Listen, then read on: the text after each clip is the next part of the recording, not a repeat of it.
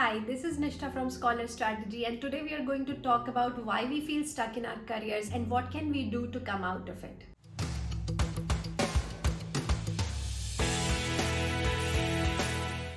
I remember this time in my Wall Street job and I was in second year or something, but by then I had already started feeling that this is not what I want to do. And I remember this one day I get up from my seat and I see this senior employee walking back towards his cubicle. And he was probably in his mid 50s and he had a big mug of coffee in his hand and he was walking slowly, almost lifelessly to his seat.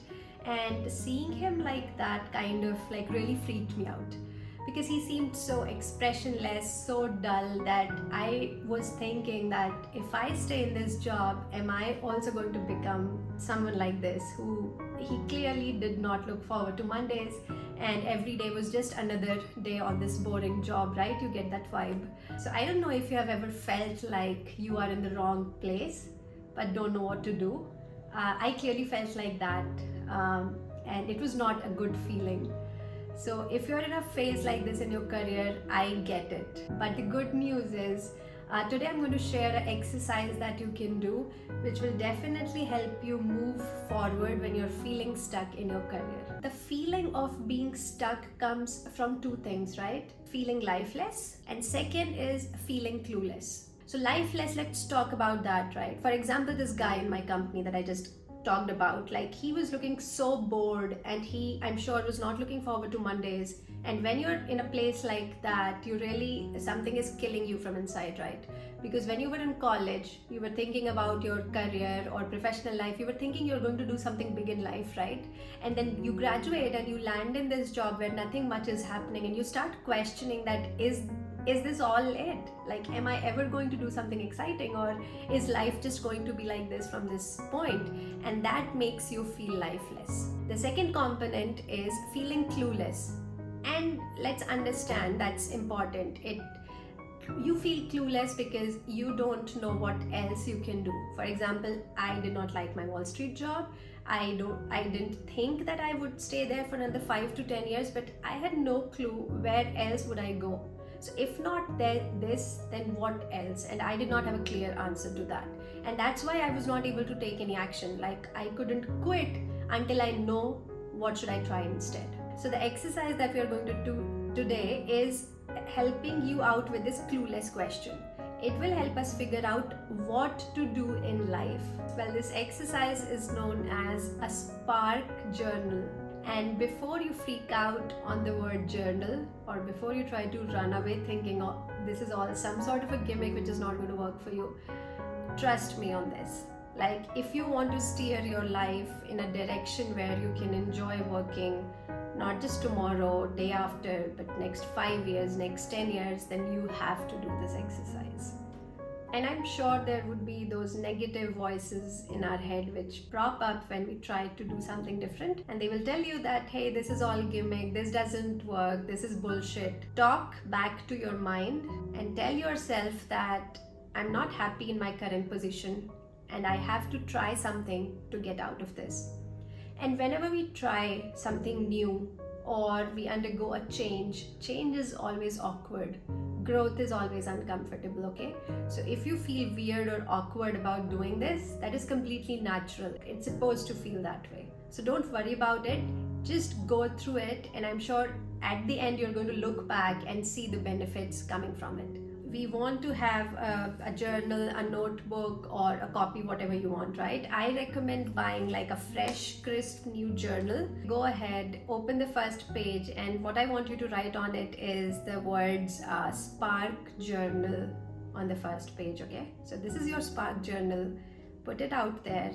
And now let's understand what the exercise is all about. Now note that I like to do this at every night because I'm a night person.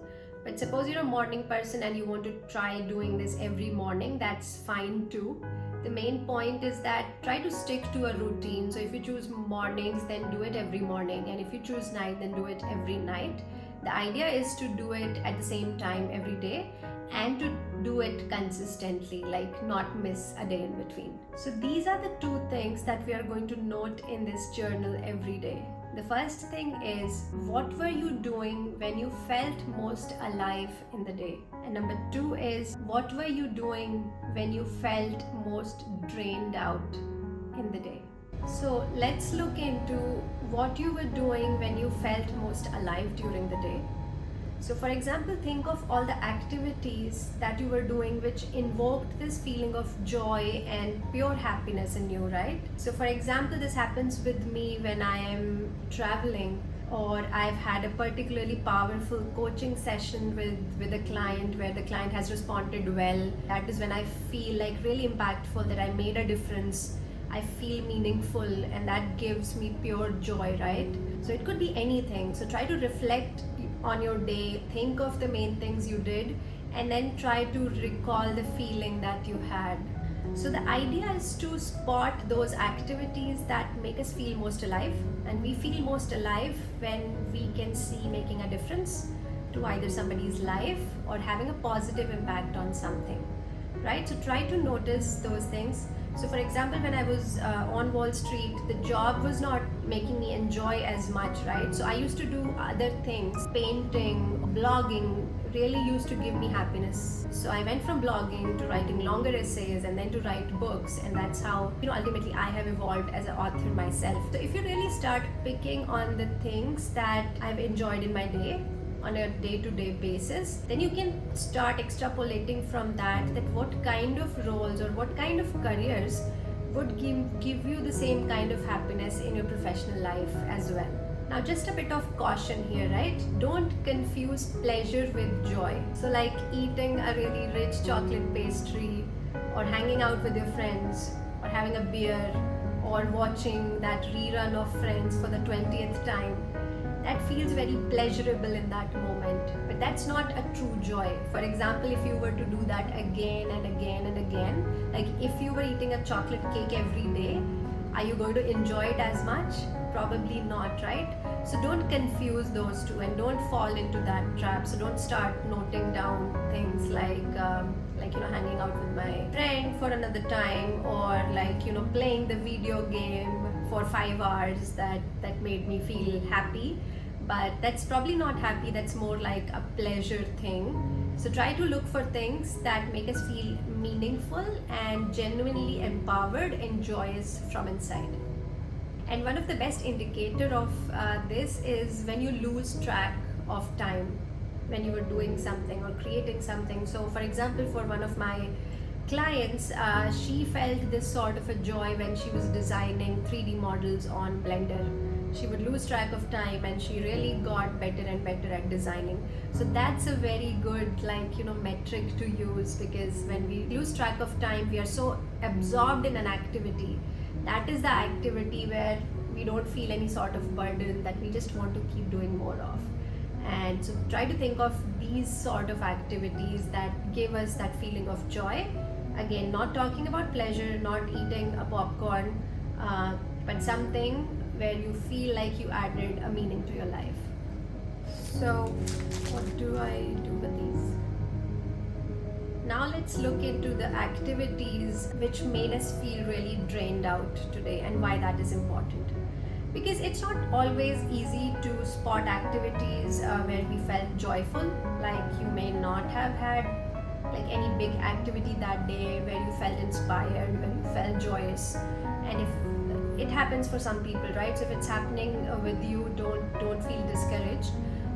What you should keep noting down is, what were you doing when you started feeling really mentally numb, exhausted, and resentful? Like you did not like doing something, you wanted to stop doing it immediately, but maybe you had to keep doing it for some reason, but you did not enjoy doing it. And you would know when that happens, right?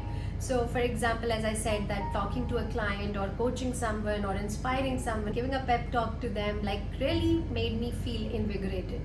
But on the other hand, I noticed that when I'm doing administrative tasks like filing taxes or creating certain kind of documents, or arranging bills, these are not the activities I enjoy. So gradually I've started to outsource them, right? So note down any activity that day that made you feel like, why the hell am I doing this? I don't want to be doing it. And the whole idea here is we want to not having to do these activities in our professional career. So we want to choose roles where we don't have to do these sort of activities on a daily basis.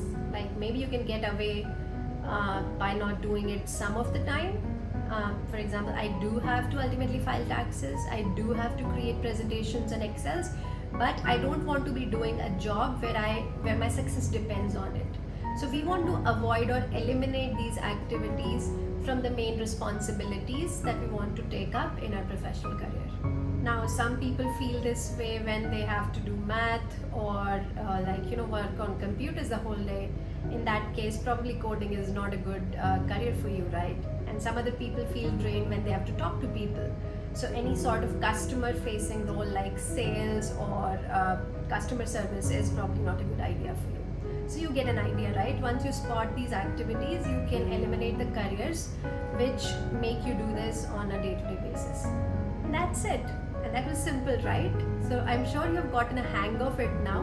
By doing these, we want to build a list of tasks A, which we really like doing, which we enjoy doing, and a list of tasks B, which we don't like doing. In fact, we resent doing this and we want to avoid them at all costs.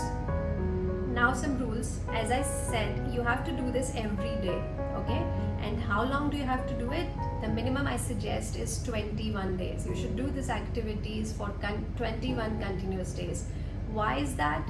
Because if you don't do it long enough, then you don't create a whole inventory of tasks, right? Because if you just do it, let's say for 3 or 4 days, then you may not have done a lot of activities and you will not have a good enough list of A and B that we are trying to find, right? We must have looked at different kind of tasks and activities, so it would give us a wider spectrum of things to choose from. So even after 21 days, if you feel like you do not have a good enough meaningful lists for A and B, then you can maybe repeat it and keep going for another week or two until you feel like you have at least 10 activities in both your lists. And now all we do is we start looking for careers that make you do more things in the list A and don't require you to do anything that is in the list B. If you have organizing a party for your sister in your list A, that is, you really enjoyed organizing that party, coordinating with the guests, planning it in detail and all those things, and you have something like working on your website in the list B, then a career in operations make more sense for you than a career in software development. Keep trying to find a lot of career options based on your lists A and lists B, and that will give you enough of roles that you can think of switching to, that you know will make you happier than your current job or whatever career you have right now. If you do this thoroughly, I'm sure you can find at least 4, 5 or 6 kind of career options that are more likely to keep you happy, and isn't that much better than the place where we started? So in 21 days you have now a clearer idea of some careers that are a better fit for you.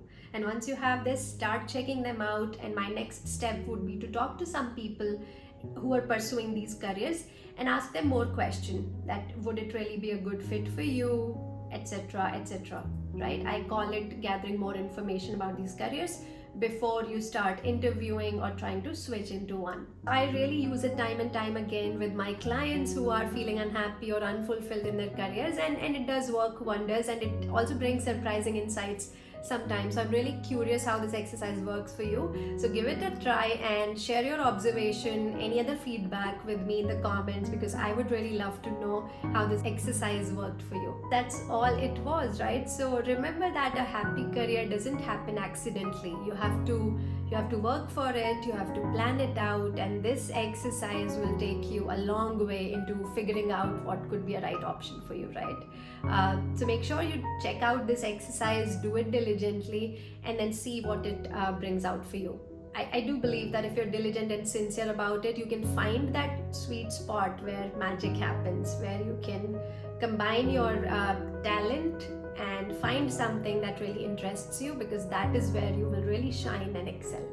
Like, I'm really glad I found my sweet spot, and I really look forward to Mondays. I enjoy getting up every day and having a good productive day ahead. So that's the kind of life I hope and dream for you guys as well. So that's it. We also did a couple of other videos to help in your career exploration. I'm going to link them in the caption below so you can check it out. And don't forget to sign up for our career newsletter where we share such insights every week. So that's it from me. And like the video if you found it useful, which I hope you did, and do subscribe to the channel for more such videos, because we do post a new video every week. Thank you, and I will see you next time.